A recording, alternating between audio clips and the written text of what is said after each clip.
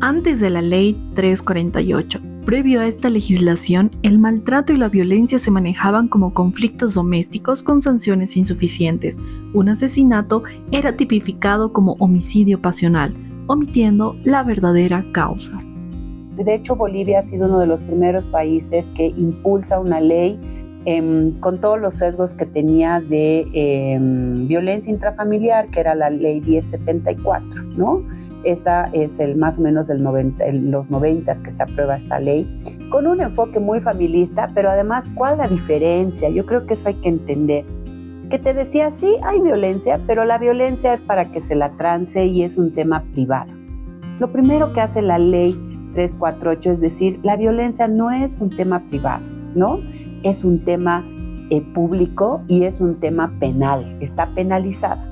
En cambio, en la anterior legislación, la ley 1074, era más de consenso, era de orden civil, no tenía sanción penal. Es más, un feminicidio, que no se los llamaba así antes, sino solamente muertes por pasión violenta, por ejemplo, ¿no? Tenía como máxima sanción, máxima pena, 5 años, ¿no?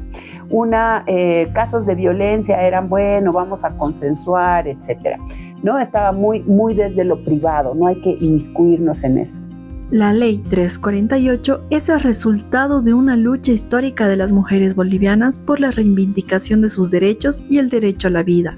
Ante la persistencia de la violencia, la demanda social exigió una normativa integral. Esta es la Ley 348, que fue promulgada en 2013, estableciendo un pilar legal crucial para que las mujeres bolivianas vivan una vida libre de violencia. Particularmente el año 2006 se empieza a trabajar en miras a construir una ley integral contra la violencia que aborde las diferentes formas de violencia, ya no solamente la violencia familiar o doméstica, que es la que estaba abordada en nuestra anterior legislación que hacía a la violencia intrafamiliar, ¿no? La ley 1674.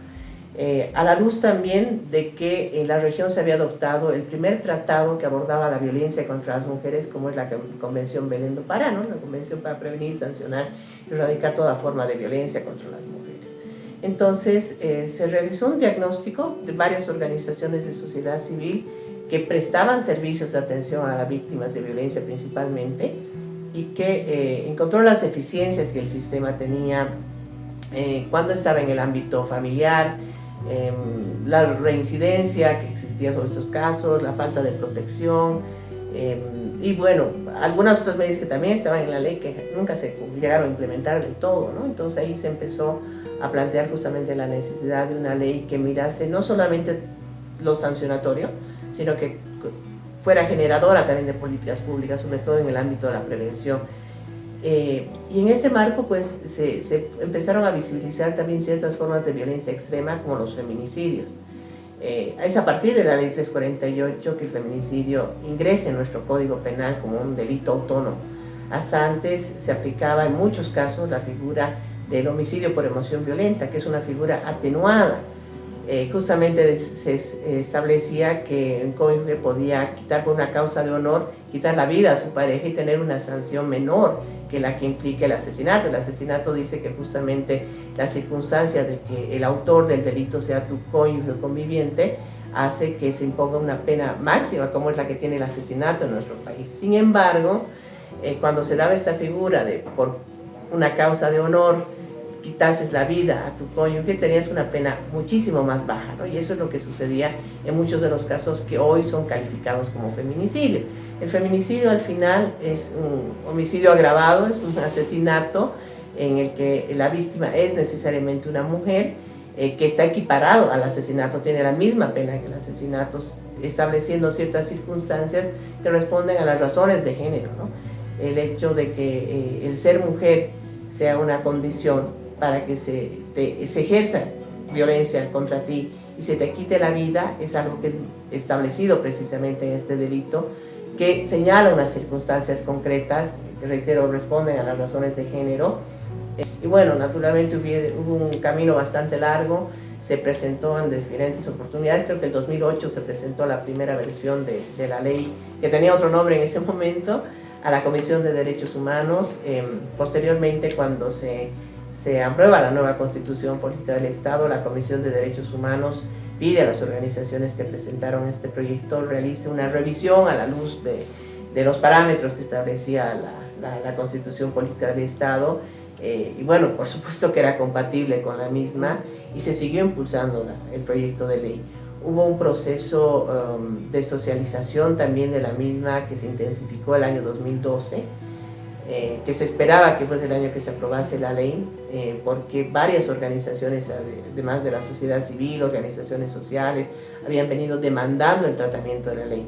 Esas 4 o 5 organizaciones que habían comenzado en 2006 se habían multiplicado por cientos en el país, sobre todo desde la alianza de organizaciones que se formó entre sociedad civil, organizaciones sociales, asambleístas para impulsar este proyecto de ley. Pero sin duda un hecho que ha acelerado ese proceso que ya llevaba varios años, ¿no es cierto? A veces se cree que la ley 348 apareció espontáneamente y no se conoce todo este proceso que ha seguido. Tuvo que ver justamente con la muerte de una periodista, un feminicidio de Ley Guaito, que ha conmocionado al país y por lo menos ha conmovido, creo, comprometido a las autoridades que en ese momento estaban en la Asamblea Legislativa, sobre todo, comprometiéndose con la aprobación de la Ley 348, ¿no? Y en marzo de 2013 se logra la aprobación de este proyecto de ley, bueno, de esta Ley 348 finalmente, que tuvo cambios también en el camino, ¿no? En la Asamblea Legislativa, sobre todo en la Cámara de Diputados, hubieron algunas modificaciones que se hicieron al proyecto de ley que originalmente se había construido en este largo proceso que te menciono, algunas positivas, otras con las que tampoco estuvimos de acuerdo las organizaciones que habíamos participado en el proceso, pero asumiendo que de todas maneras significaba un avance muy importante para las mujeres. Lamentablemente, la implementación, reitero, ha tenido grandes deficiencias y brechas todavía en la actualidad, ¿no? Algunos de los principales cambios, la Ley 348 reconoce que la violencia contra las mujeres es un problema y el Estado debe prevenir y sancionar. Ya no se limita a la violencia familiar, sino que se identifican 16 tipos de violencia, desde la física y psicológica hasta la política y mediática. Delitos antes minimizados como el maltrato físico o psicológico ahora reciben sanciones más severas en el ámbito penal. Lo que ha generado la Ley 348 es que ellas ya puedan ejercer sus derechos, lograr acceder a esas instituciones para tener el servicio y atención oportuna integral, y también que se lleve a cabo el proceso como tal para poder tener la reparación o acceder a la reparación también del daño, ¿no?